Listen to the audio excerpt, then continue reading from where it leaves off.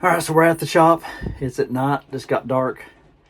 Gonna try to take care of something. I'm in the new LS tractor here, and we're gonna try to take care of something today that came in. We're gonna install a radio. This is pretty much plug and play. There's several of these out there. They're really easy to find. I'll put the exact one that I got on Amazon. But basically, this is probably 15-20 minutes at max project. And I just wanted to kind of knock this out at night when I really didn't have anything else to do. Anyway, stay tuned. We're going to pop this in and see how well it works.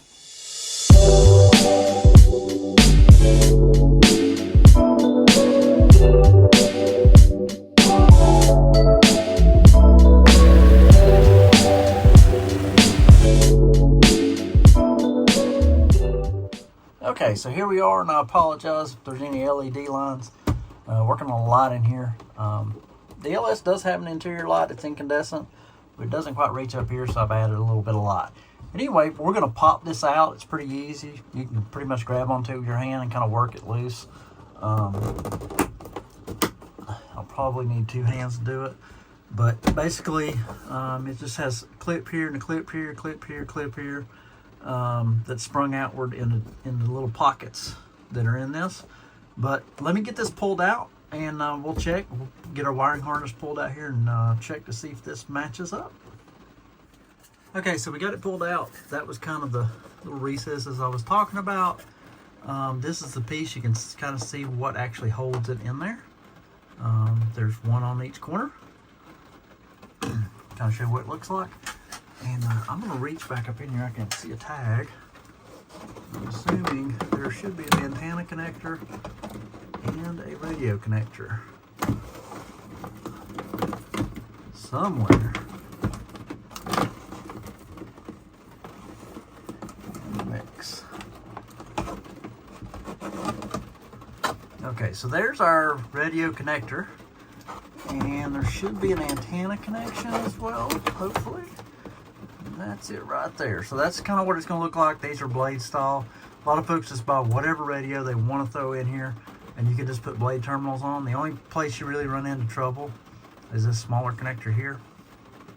I'll show you here in a second. The one that I've purchased is actually pre-manufactured radio harness. It should just basically plug right in. The harness basically has a harness side on the radio and a harness side that matches the tractor. But let's get that out and let's get it hooked up and make sure it works, and then we'll work on the mounting. I think this one is a regular DIN, so basically it's going to have a plate or a thin metal slide-in unit that you basically bend the tabs down and then slide the radio into that. Okay, so here we have the radio. We have our release tabs. They provide two to basically release the radio from the mounting bracket. That bracket is just basically fold down tabs that will actually hold it into place. And this is that wiring harness. So this is really nice. It's short. It doesn't have any midpoint butt joints or anything like that in it. And here's that small connector that is needed to connect into the small single wire that is required to make the radio work. But you can kind of see there that all matches up. This is the radio side. These two pieces are the tractor side. So we're going to release this and get this mounted so that we can pull our wiring through this bracket. Okay, so I've got the bracket in there, and basically I've just started pushing on these mounting tabs. It's still a little bit loose in there. I've only got two of them pushed in up here. I'm actually going to use my camera to kind of look up in here and see which tab I need to actually press down on to get the tightest fit. It looks like the side ones actually will mainly control the pull in, and the bottom and top will come a little bit further out. But this is basically what you're wanting. You're wanting the two wires to come through the bracket and get this as tight as you possibly can so that you don't have any rattle or anything like that. And then and all you got is your wiring to finish up on. Okay, so basically I ended up pushing this tab up, same tabs on the bottom. And if you look over here, I really got these as tight as I could get them. You can actually put needle nose pliers in here and maybe get them a little bit tighter. I think this is going to work fine if I have any rattle issues. I can always reach in and bend them more. But basically what we wanted, we got the wiring harness out. I've already made this connection, and then also this will connect into this connector, and this will go straight into the radio. So we're almost ready to get this working. Okay, so first power up, everything seems to work. We're just on an FM channel here that's got static. You can see the speakers that were already in place sound okay. So now we're ready to just basically double check everything and slide this in and lock it, and that should be it for the installation. So let me finish that up, and we'll take a final look at it, and I'll make sure that the Bluetooth pairing works to my iPhone. Okay, we got the tractor running, using the defrost for the first time to kind of get these windows cleaned up. We're installed. Bluetooth did connect.